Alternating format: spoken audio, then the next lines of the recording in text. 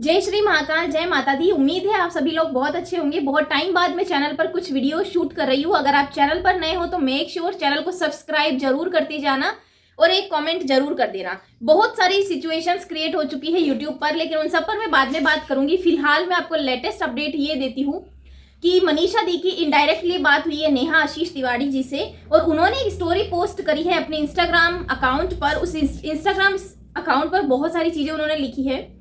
बहुत जल्दी व्लॉग आएगा मुझे मेरे ही चैनल से डीपी हटवा दिया गया और इंस्टाग्राम से ब्लॉक करवा दिया गया। खुश नहीं रहोगी तुम मतलब किसी फीमेल को कह रही है। आगे सुनो। अभी भी स्टेटस लगाकर मेरे पति को छीनने में लगी है, शर्म कर ले। इसका मतलब अभी भी नेहा आशीष तिवारी जी कहीं ना कहीं सचिन भैया के कांटेक्ट में बनी हुई है। थोड़ी सी औरत होकर औरत का ही घर उजाड़ रही है। सब तुम्हारे वजह से हो रहा है। कल से भी तुम करवा रही है, किसी का पति छीनने की कोशिश कर रही है। ढोंगी औरत, खा के ही मानेगी मुझे।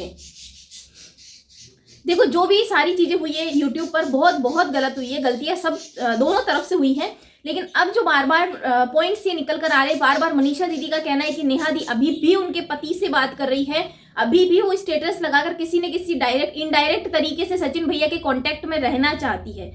साथ में मनीषा जी का ये भी कहना है कि उनके हस्बैंड यानी सचिन भैया पर कुछ ना कुछ करवा दिया गया है। इसका मतलब वो बात कर रही है यहाँ पर वशीकरण की।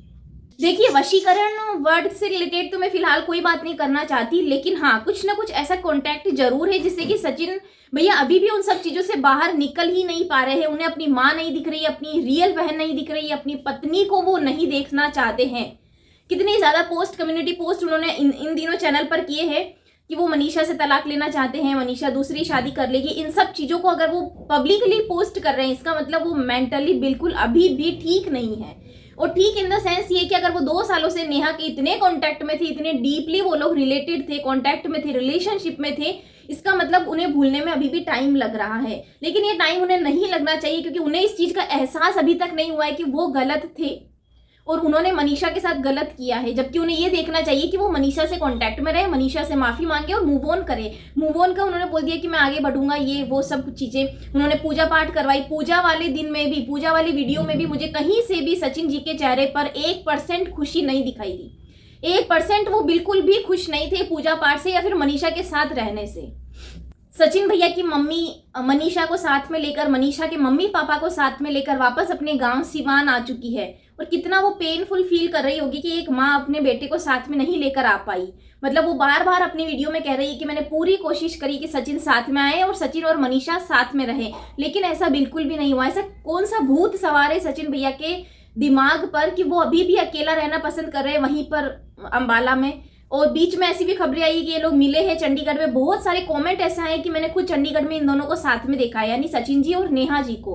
खैर, वो लोग मिले या नहीं मिले वो तो पर्सनली वो ही जानते हैं, लेकिन यहाँ मेरा सिर्फ इतना ही कहना है कि बार बार जो मनीषा दी का ये इस टाइप के पोस्ट आ रहे हैं कि ये अभी भी मेरे पति को छीनना चाहती है, तो मुझे नहीं पता ये सारा मैटर आखिर में क्या अंजाम दिखाएगा। ये लास्ट कब तक जाकर रुकेगा, कहाँ तक जाकर रुकेगा।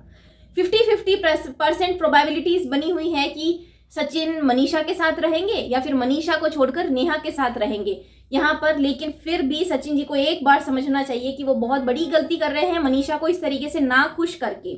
उस पर क्या बीत रही होगी कि उसका पति जो है वो अपना अकेला अंबाला में रह रहा है, वो अपने ससुराल सिवान आ गई है। पति के बिना तो ससुराल वालों से कोई रिश्ता ही नहीं होता, चाहे कोई कितना भी अच्छा हो, लेकिन अगर पति का सपोर्ट नहीं है तो ससुराल के बाकी सब रिश्ते बाद में आते हैं। पहले उसका कांटेक्ट उसके पति से अच्छा होना जरूरी है। लेकिन मनीषा के केस में यहाँ बिल्कुल उल्टा है। लेकिन फिर भी मुझे नहीं पता मनीषा इतनी हिम्मत कैसे दिखा पा रही है। यहाँ तक कि सचिन भैया अपनी मम्मी को, अपने सास ससुर को, यानी मनीषा दी के मम्मी पापा को और मनीषा को छोड़ने तक दिल्ली तक नहीं आ पाए गाड़ी से। उन्होंने कोई नियरेस्ट बस स्टॉप पर छोड़ दिया और वो लोग अपना सारा सामान अकेले उठाकर अकेले वो लोग दिल्ली तक गए बस में, और फिर बस से दिल्ली से मथुरा, मथुरा से आगे अपनी अपनी गाड़ियों में। तो ये चीजें मुझे देखकर इतनी अजीब लगी कि एक टाइम था जब सचिन भैया नेहा दी के पूरे परिवार के लिए इतना आगे पीछे घूमते थे, पूरे बिहार से मध्य प्रदेश पहुंच जाते थे। उन्हें इतनी सी भी जरूरत होती थी तो गाड़ी लेकर फ्लाइट से डायरेक्टली। लेकिन यहाँ उनकी अपनी ही मम्मी, उनके अपनी ही पत्नी, उनके अपने ही सास ससुर इस तरीके से भटकते हुए परेशान हो रहे हैं। उन्हें एक बार ये सोचना चाहिए कि जो भी गलतियां हुई है, जो भी नाराजगी उनसे किसी से भी है, लेकिन एटलीस्ट वो अपने रिश्तों को तो अच्छे से निभाए, अपने फर्ज तो निभाए। उन्होंने एक बात और भी गिनवाई कम्युनिटी पोस्ट के माध्यम से कि उन्होंने मनीषा जी के पेरेंट्स को टाइम पर पैसे दिए। अरे अब दामाद है, दामाद बेटे जैसा होता है, पैसे दे दिए तो क्या हुआ। लेकिन फिर भी उन्होंने एक बार भी सोना चांदी डायमंड गिफ्ट जो कि उन्होंने तिवाड़ी फैमिली में गिफ्ट किया, उन्होंने एक बार भी वो सब चीजें नहीं गिनवाई। यहाँ से साफ पता चलता है कि सचिन जी के मन में अभी भी कहीं ना कहीं नेहा ही है और मनीषा अभी भी उनके कांटेक्ट में नहीं है पूरी तरीके से।